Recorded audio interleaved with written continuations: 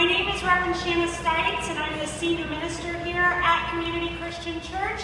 And on behalf of our congregation and our staff, we welcome you. We welcome the fourth Nuns on the Bus tour. And I am honored to introduce Sister Simone Campbell.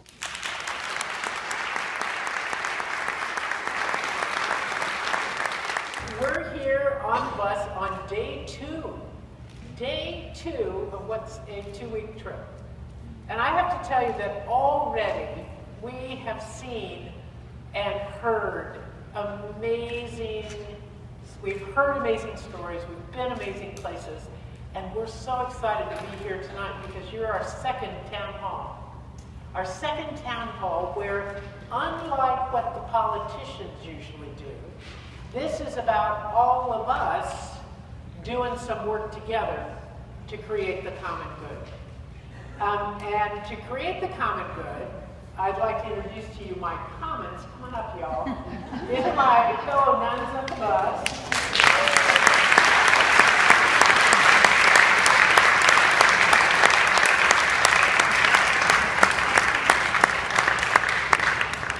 Okay, so I'm going to just do brief introductions, but Sister Rochelle Friedman, who lives in D.C., is the Sister of Presentation. And I realize I don't know Sister Irma, who I don't know half the last names because we're new friends, from the Presentations in Iowa. She works in a small town in Iowa. Sister Judy Best from School Sisters of Notre Dame from St. Louis. We stayed at their house last night. Sister Eucharia, I can't say her last name, Eucharia. Sister Eucharia is from Nigeria, who tells me she's still a little timid, so she's not going to have a solo speaking part tonight.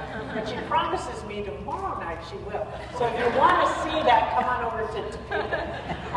Sister Bernadine Carney, who's I forgot that Sister Eucharia is a Sister of Notre Dame de Namur. Sister Bernadine Carney, who's from Chicago, a lawyer friend of mine. And Sister Margaret McGurk, who's also Cincinnati Dominican from Minneapolis.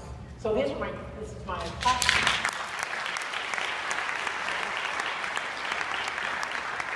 And what we're going to do tonight has sort of like 4 acts, 4 parts of high drama in all cases. The first thing we're going to do is we're going to create a little community here. Some of you came with friends, some of you came alone, but I bet there's a whole bunch of people here you don't know already. But by the end of the evening, we hope to create a little connection, because we know the only way that we're going to bridge divides is if we know each other. So our first task is a little bit of getting acquainted. The second task is some longer conversation where we have a chance to talk about some of the key issues of our time. That's the easy part, then we're going to summarize those. Then the hard part, when you're going to take your graduate degree in problem solving, so we're going to try to figure out what do we do, some ways to move forward. What do you know that's working in this area, and what are other ideas that you have for how we may be able to work together? Then we're going to do some wrap-up stuff, ask you to commit to trying to bridge divides and transform our politics. And the best part of all, the part I like the best and the part most people like the best, is after you sign our pledge card and commit to working on this project, then what we're going to do is we're going to go out and sign the bus. So that by the end of the trip, we don't only have nuns on the bus, we have everybody on the bus. All right? Is that okay? To get us started, Sister Margaret's going to get us started with a buzz question. So the question that I have for you today is, what's your reaction to the Pope, our new Pope Francis? This one should be pretty easy. What's your reaction to Pope Francis? What do you think? So chat among yourselves. And you only have 2 minutes. You only have 2 minutes.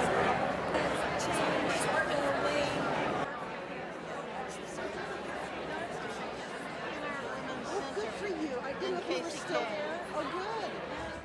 So the second question for you to grapple with together is this.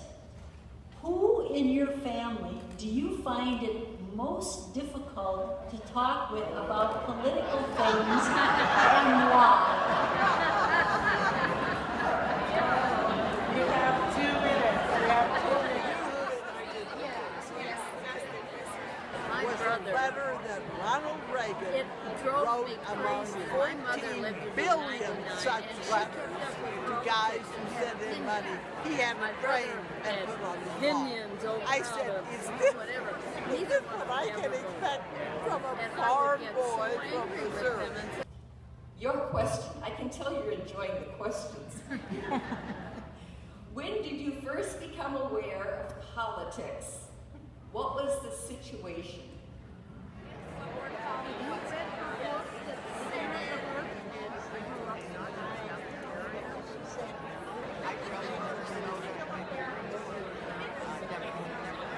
All right, we've done the easy stuff. We've shared a bit of history, shared a bit of challenge that we face in families, shared a bit of, what matters to us. Now for the tougher questions.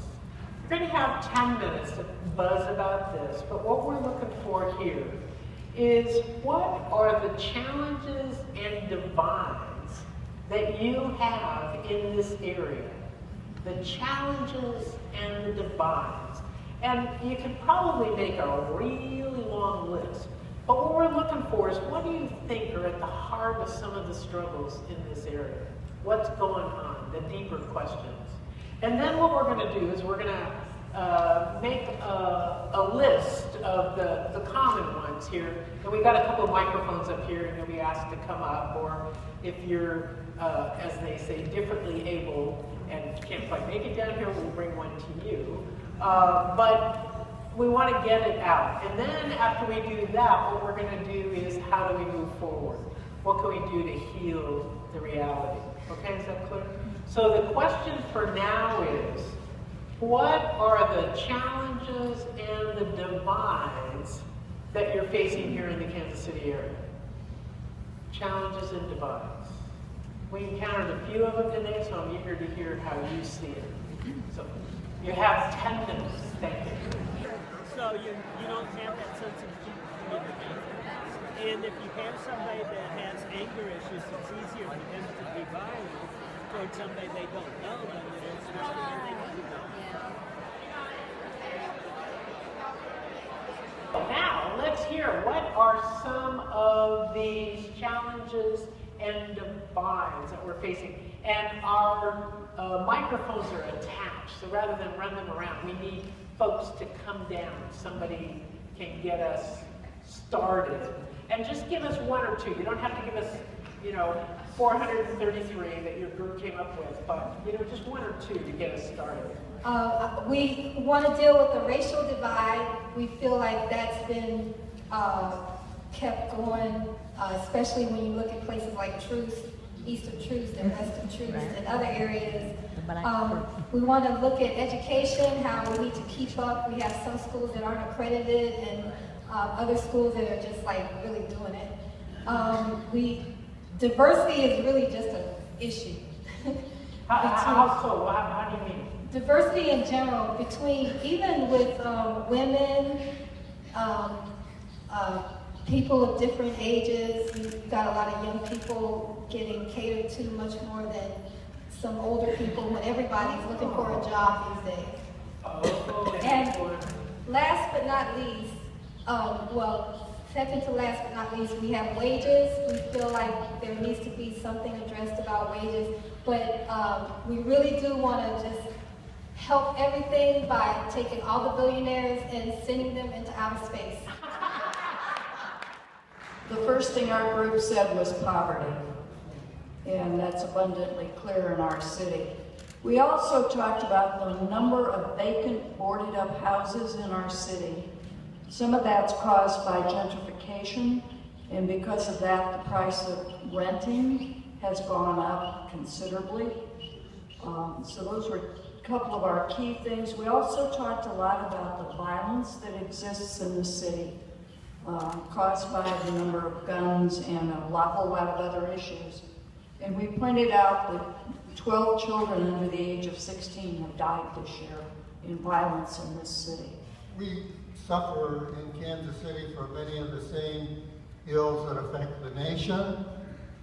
And one of them is what I like to call the challenge of tribalism, which is my tribe is right and your tribe is wrong.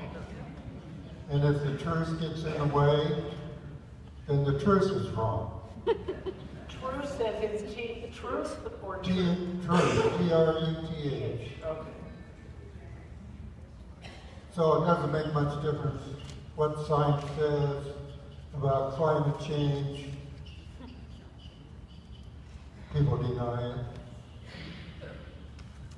And it doesn't make much difference if 99% of the people support some limited degree of reasonable gun control.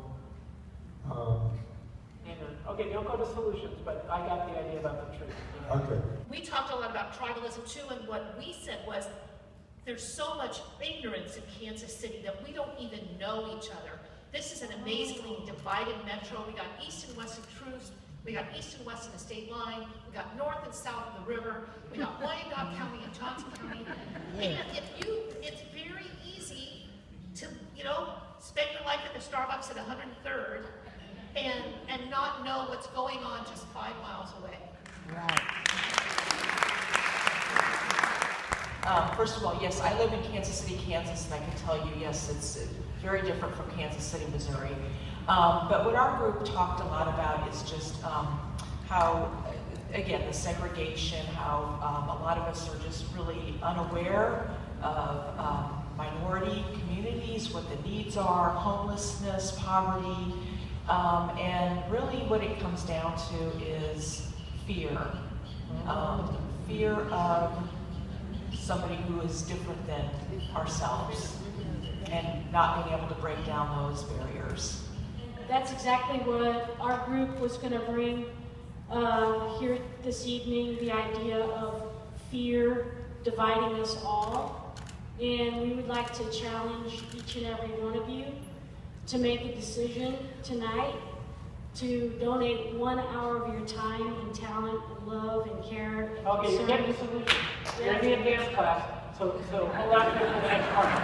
Okay? One step ahead of you, folks. All right. Specifically, I think the bullet point would be systems that divide instead of unite. And I'm specifically, you want a specific example, the housing code violations. It's something we're very close to here in the city. Because we see how what is supposed to be a punishment or a system to catch absentee owners who are abusing renters has very much turned into an attack on the poor and a separation of neighbors from neighbors. Oh, interesting. One that I wanted to contribute that's maybe a little bit different is the huge divide between rich and poor. And in my work, I get to see some of examples of the privileges that very wealthy people have in Kansas City and what it costs poor people. As an example, many of the buildings downtown are built using tax abatement mechanisms. And what that means is that they don't have to pay any real estate taxes. And some of the high rises downtown, to live there is some of the highest rent in Kansas City. And in fact, that goes without paying real estate taxes, and that goes in large part for our public schools for some of our poorest children. Which goes back to the education piece. Plus libraries, plus services for people with disabilities. Thank you. In Kansas, our biggest barrier is our governor.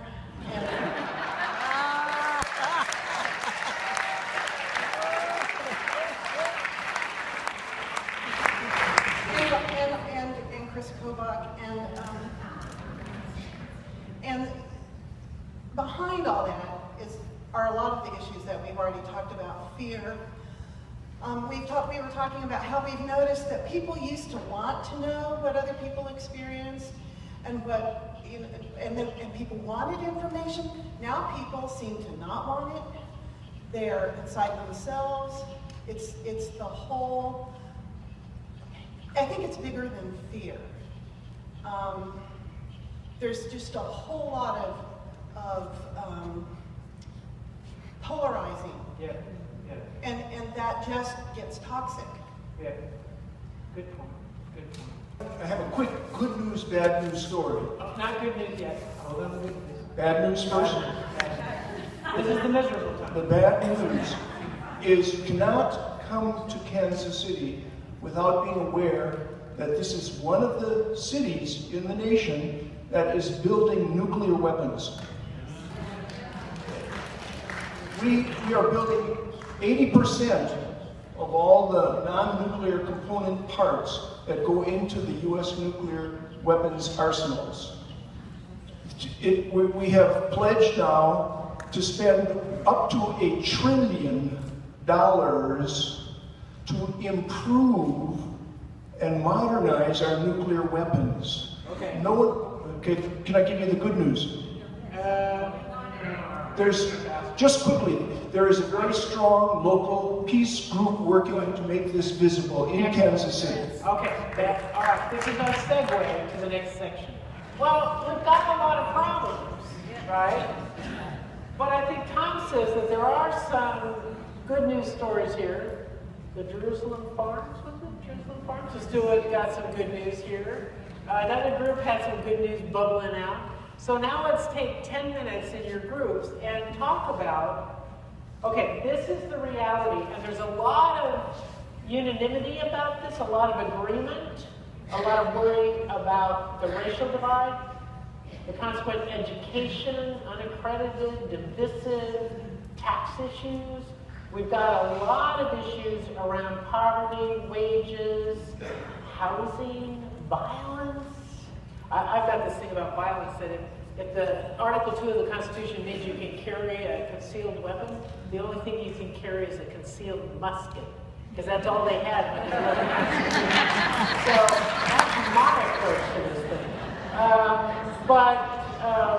And then this whole idea of fear and not knowing each other and being disconnected and all of the divides that you're talking about, those are a lot of concerns. But we the people know there's a way through. It's like being, when the Israelites were lost out in the desert for 40 years. Part of it was just wandering around trying to find their way out. Well, maybe we've been wandering for 40 years, and now we have to find our way out of this mess. So what I'd like you to do is turn to your folks, get back in your little groups, and spend 10 minutes on either what's working in the area, or what do you see as a way forward that can address one or more of these issues. This is the tougher question, but it's the one we really need. How do we move forward? Okay? Go to it.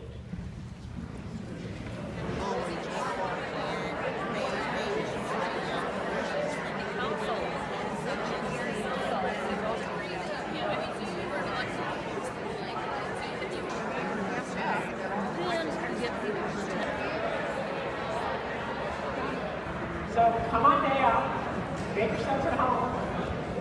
What we were talking about, my new friends here, is how to overcome the fear factor. We thought that was one of the biggest items on that list. What are we afraid of? What is stopping us from going out and moving forward, either in a group or on a one-to-one basis, to get involved, to help at least start the ball rolling, to solve these monumental problems in this area? What are we afraid of, and how do we overcome it? Did you have an answer to what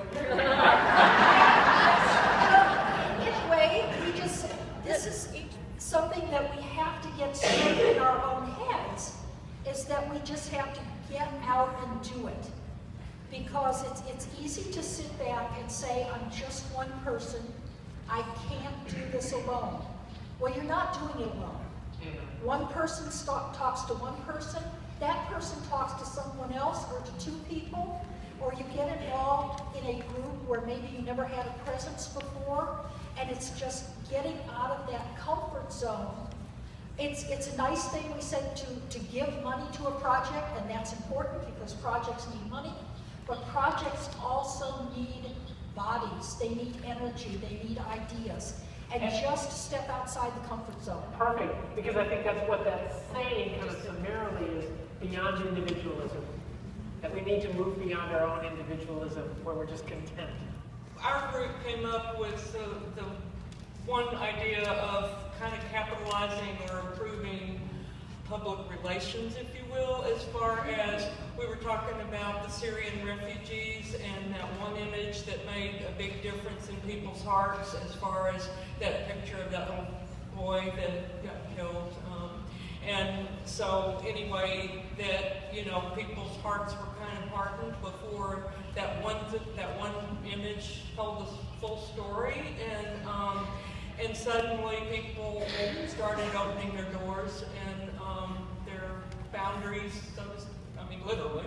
And therefore, if we could do more things like the Nuns on the Bus are doing, like all of us resolved to tell our stories, to write the newspaper, to do things that communicate the real lives. As a retired social worker, I heard many of the stories or similar stories to like you said, and then run into the stigma or the assumptions or the beliefs that people hold that people are just that way because they're milking the system or they're too lazy, you know, they don't understand the working poor that may be working 2 and 3 jobs and still not being able to make ends meet. And so we need to make a commitment, those of us that have had exposure to those stories and know the truth, to tell that truth. Good point. Let that be known. Thank you. Part of the reason why I did choose to come up here is because I believe solutions is the most exciting thing to talk about. I hear so much about troubles and problems, and it just gets you down. So I'm really glad for this segment. Yes. And actually, that's one of the things that we talked about, is that we don't talk enough about what's good. And if we did talk more, it would be about good things. It would be contagious. We talked about what's happening at the Truce corridor and how all the changes have been happening there and how that's having a contagiousness with other neighborhood developments, one of which I'm living in. And we're using that as an example of what we can do in our own neighborhood.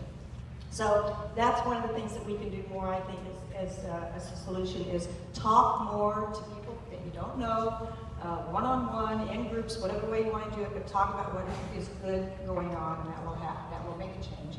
And the other is that I'm a big believer too in young people, and I think if we can find more and more ways to talk about what young people are doing, because they've got to take, I'm older now, a young spirit, but still older, they've got to integrate and are integrating into these issues that we're talking about, so that they have solutions too, great solutions.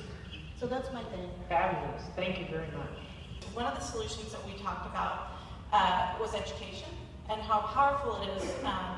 We talked about how educated people rarely have this tribal mentality of our society where they perhaps, just stay within themselves or have,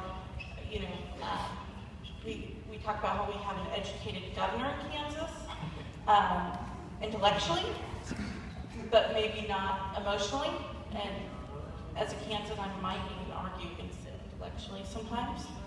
I can hardly wait to meet this governor.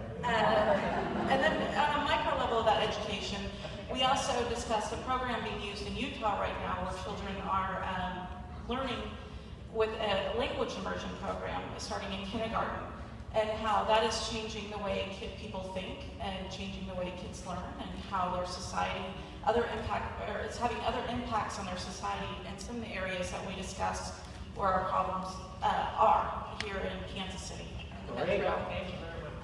Finally, real quick, the third issue is I see all of these coming from an imbalance of power. And I think we need to claim our political power if we're going to make a difference. Disclosure, I ran as a Democrat in Kansas. I'm also a single mom. That's my 11-year-old up here.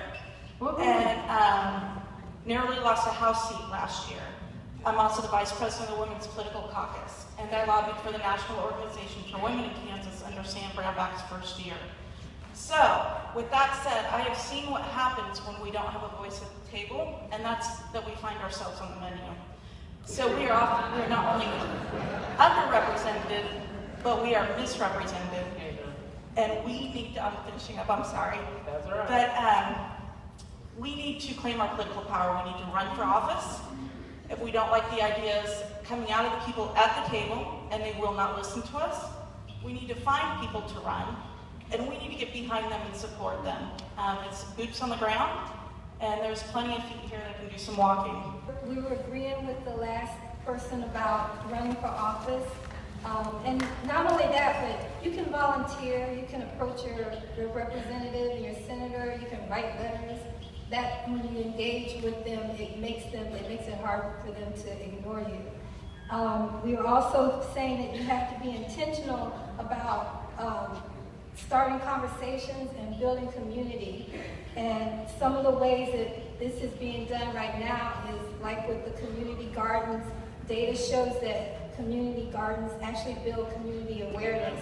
And the last thing is to be, there's a lot of anger going on, and it's caused by what they were talking about as far as polarity.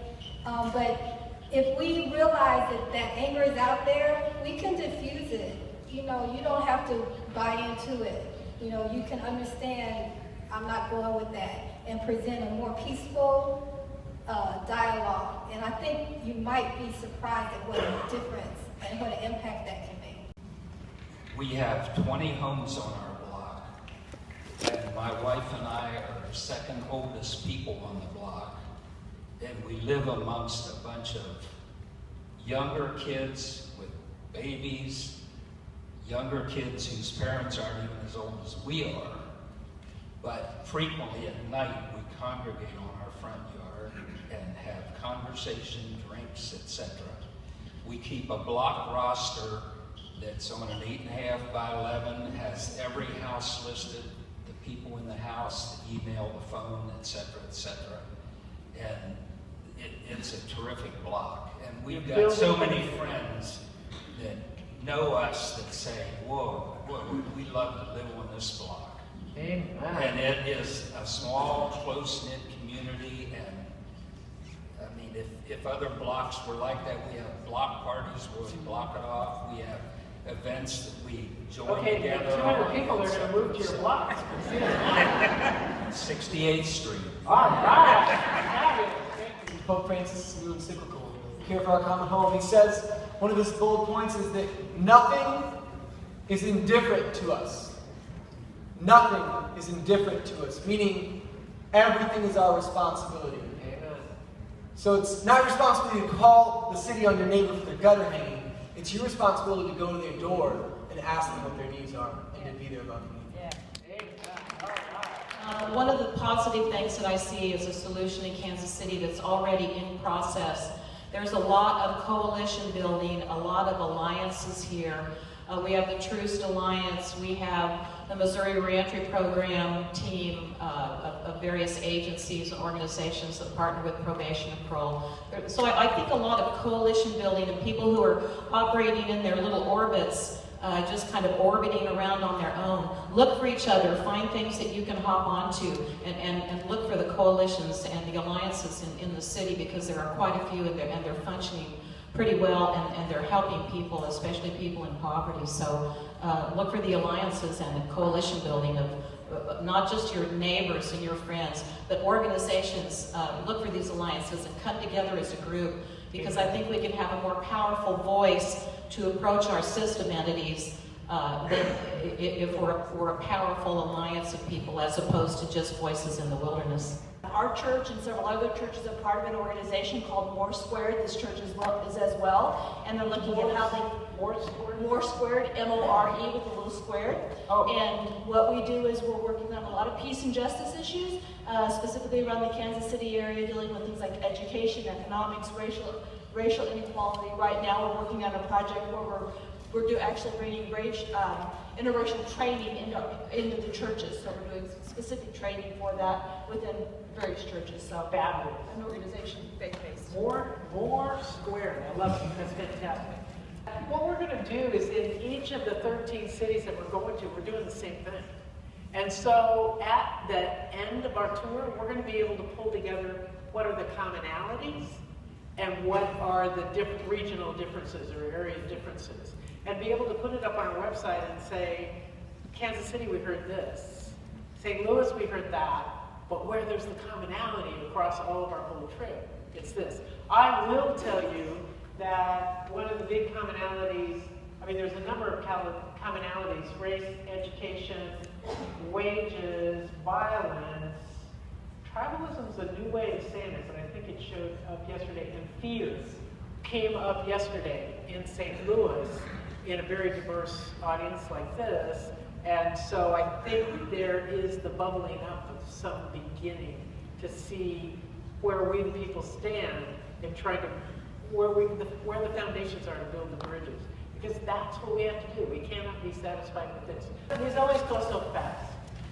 But what I hope it is the beginning of an opportunity for either a front porch movement, conversation, moving out beyond our fears, a little PR campaign. But what I've come to know is that as a woman of faith, as St. Paul says in one of the letters, is that we're all one body. And some people are feet, and some people are hands, and some people are eyes, and some people everybody has a different part. And I heard a little bit of that campaigning, come do my thing. Well, the reality is when you're in the body is that we each have to do our part. Often when we care about all the issues we have listed over there, we can get kind of depressed. We think, oh, it's too much, it's too much, it's too much to do. I've heard people tell me I get so many mailings and so many emails, it's just way too much, I can't do anything. So you end up doing nothing. Ever happened to you? Happens to me sometimes. And it's like, oh, I gave it the office, I can't do nothing. Well, what I've come to realize is if we are one body, and my belief is we are, we're in this together. We only each have to do one thing. That is our thing. And we cannot spend our energy saying, come do mine, come do mine, come do mine, come do mine. No, we all have different parts. Claim your part. Listen to where you're being called, to what moves your heart, and act on it. Because if we all act on one thing, if it's on your front porch, in your neighborhood, if it's in your coalition, if it's in your farm, if it's in talking to young people, if it's about just being contagious about what's good. I often think that we progressives sometimes, or folks that care about this stuff, whether we're progressive or not, sometimes we look miserable, you know? We're just kind of grim. It's horrible, horrible. Well, it's not exactly a great advertising for come join us, you know. Come be with me, I'm so miserable. So, but I think what we need to do, and what Pope Francis tells us, is that we need to have a modicum of joy about the work together. Because if we're doing our part, that's giving life. If we're giving life, my niece just had a new baby a month ago, and oh my gosh, what that's done for our family. Charlotte, Lillian is like the joy of our lives. That's what we're giving birth to. We're giving birth to some new things in our society. We're giving birth to opportunity. We're giving birth to new ways forward, even if it does include sending some folks out to outer space. But the fact is, we've got to do things in new ways. That means I have to be secure enough in what I'm doing to trust that I'm called to do it, and not in my insecurity insist everybody else join me, because we all have a special call. It's to be secure that I'm doing my best to make a difference. Because you know what? Our nation's desperate. We wouldn't be out on the road again if I thought this was going to be easy. We got out on the road again because I knew we had to take this message to places that were tough. Places that needed to hear it. Places maybe we'd rather not go, but I have to confess I wanted to come to Kansas City. There are a few other on our list you might guess that I'm a little more nervous about. So, once tomorrow. But the fact is that we're on the road because we really need this. We need to be together. We cannot sit in our individualism. So I deputize you by absolutely no authority given to me by the books. But I deputize you all to become missionaries. Missionaries for the common good. Because it's very clear from this conversation, we desperately want solutions to that long list of problems. So as missionaries for the common good, you are deputized, blessed, and sent forth to work for the common good. To talk to strangers about stuff that matter, not just the Kansas City Royals. Talk to, or Chiefs, or whatever it is you talk about, or the weather. Talk to people standing in line at the grocery store. Talk to people, God forbid, in church, about stuff that matters. Talk to people about what's on your heart. Because it's not about an intellectual exercise. This is not intellectual. Pope Francis tells us that the way forward to build peace is by talking about what's on our heart. When we tell our real stories to each other in a vulnerable fashion. When I say, I remember deeply when I was a young kid and I saw on television that armed escorting the kids into the high school in Little Rock, Arkansas to integrate it. That's one of my earliest childhood memories, is seeing that. And that helped make me who I am. It helped me know that they were in danger and I went to school and I was not. And it led me to this commitment that none of us should be in fear. None of us should be in fear. So what we have to do is become missionaries to tell our story of insight and missionaries to welcome the stories of others. That is what it means to build bridges. To build bridges over the divides. And in the process, we'll transform our politics. We the people can do it. We the politicians, that's not coming from there. Some of the politicians are fabulous, really good people. It's hard for them, but what they need is they need us. And the Constitution, well, I do it because of faith, what the Constitution says isn't we the citizens, isn't we the ones who got here first, isn't we the really rich folks. In fact, it's not even we the politicians or we the economy. It's we the people. So hey people, Kansas City, Kansas, Kansas City, Missouri, whatever these lines are, build bridges over the divide. It's urgently necessary, and in the process, have joy, because that will attract the others. It's our subversive plan. Okay? So go, do it, do well. I think we got cards, so we're going to ask you to fill out the cards and go on outside and sign our glorious bus. Thank you so much for coming out. Be missionaries for the common good.